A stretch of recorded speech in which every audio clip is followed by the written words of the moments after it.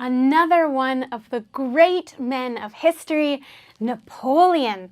Napoleon was a French emperor, and he's very famous in Western history because he had so many important battles in Europe. In the West, when we're studying in school, we learn all about Napoleon and what he did for France and Europe, and his history. He was really unique looking. So once you see a picture of Napoleon, you'll always remember him, and you'll see him again and again in Western art and literature and history. So let's talk about Napoleon.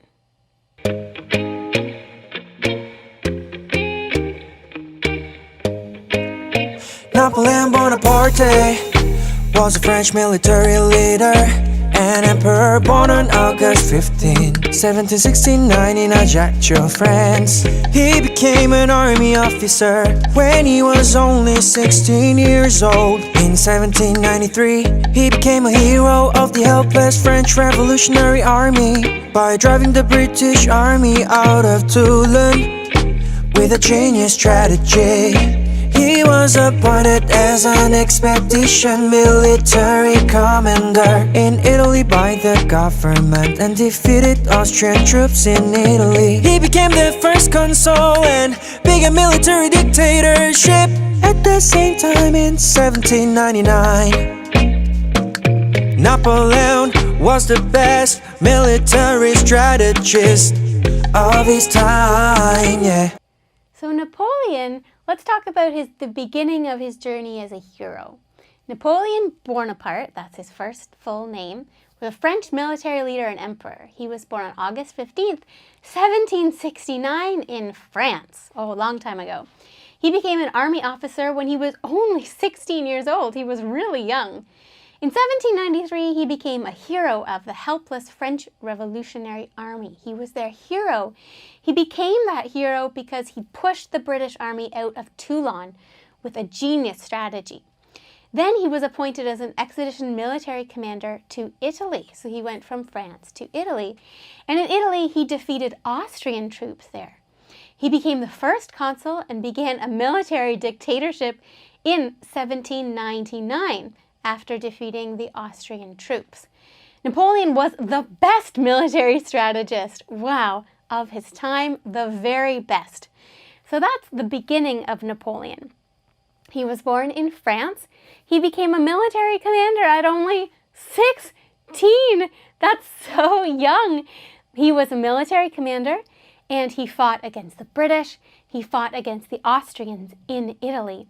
That's the introduction to some of the battles that he fought at. We've already learned he was the best, the #1 military strategist of his time. So let's learn a little bit more about his history.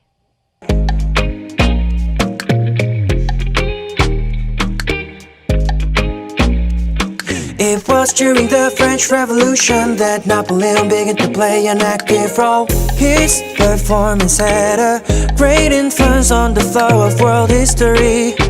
As an artillery officer, he first made a great contribution to defeating forces against the revolution. He then defeated several European countries that threatened France. Only victory follows where his army goes. And eventually, Europe surrendered to Napoleon. Napoleon was crowned Emperor of the French in 1804. Although he was miserable at his last days, he built the foundation of today's French education, religion, culture, and law. So, he became the Emperor of the French. He was the emperor, the absolute leader like a king. During the French Revolution, Napoleon began to play an active role, so he was very involved. He had a huge influence on the flow of world history, how history developed. As an artillery officer, he made a huge contribution because he defeated the forces against the revolution. Then he defeated several European countries that had threatened France. Only victory followed him wherever he went. He was always winning. And eventually, Europe surrendered to Napoleon, so he won. And then he was crowned the Emperor of France in 1804. Although he was miserable his last days, He built the foundation of today's French education, religion, culture, and law. He was the foundation of French literature, culture, law, all of that. He fought against the French Revolution, and afterward, he was crowned emperor. Emperor means he was the top leader, like a king or even like a god. Napoleon affected the whole flow of history in Europe, and all the other European powers, they lost to him. He won. That's because he was such a great military strategist. That's the history of Napoleon. Let's talk about some of the things, some of his achievements, some of the things we still remember today. Napoleon ruled over most of Europe and spread his own ideas and philosophy throughout Europe.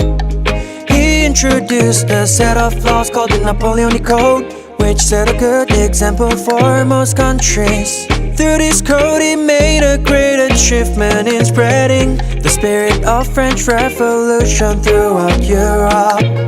The reason why Napoleon was great is because he tried harder than others, even in difficult circumstances. As a result, a true great man is made when he works hard to overcome trials. Like Napoleon's famous saying, the word impossible is not in my dictionary.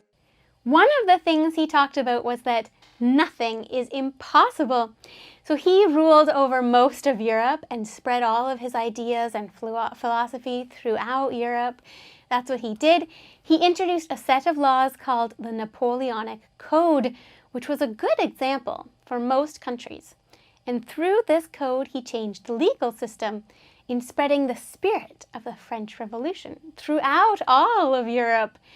And the reason why he was great is because he tried harder than others, even in difficult circumstances. So as a result, he was a true great man. He worked hard to overcome his trials. Napoleon famously said, "The word impossible is not in my dictionary." Wow, that was his quote. The word impossible is not in my dictionary. That means he doesn't even know the word impossible. Everything to him was impossible if he focused and kept trying. The word impossible is not in my dictionary. That means even if something seemed hard or difficult, he worked to overcome it because to him, nothing seemed impossible. That's a great thing that Napoleon did, thinking that everything was possible if he just tried hard enough. Napoleon Bonaparte was an emperor in France and a great military strategist. What does that mean? It means he was good when he was fighting wars, and he became the leader of all of France, an emperor. Let's say that word together. Emperor. Say it after me. Emperor. Emperor. Exactly. Really strong R's are needed. Emperor. He used to say, "Impossible is not in my dictionary." That's a famous saying. Impossible means you can't do something. Possible means you can. That meant he didn't think anything could stop him from doing what he needed to do. Impossible, possible. Let's say that together. Impossible. Practice after me. Impossible. Impossible. Napoleon was a 16-year-old when he became a military officer, which is so young. First, he fought for the French in France, and then he went to Italy and defeated the Austrians in Italy, and then he was promoted to become the emperor after that. That's his history. He was an artillery commander, which means he commanded the troops at the front when they were fighting the wars. That's his history of how he went from being just a 16-year-old to being a military strategist. That's what Napoleon did.